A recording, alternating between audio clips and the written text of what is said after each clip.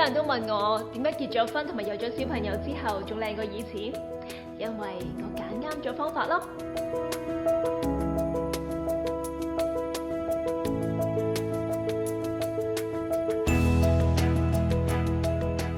第一次接觸間式美容嘅小顏骨器，真係完全冇諗過人手都可以瘦面改善面型啊！而佢哋嘅美體骨器仲可以收埋身添，完全做到我想要嘅效果啊！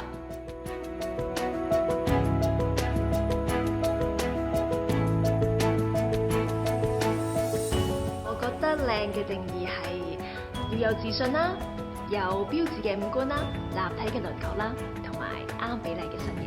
但係最重要咧就係夠天然同埋夠真。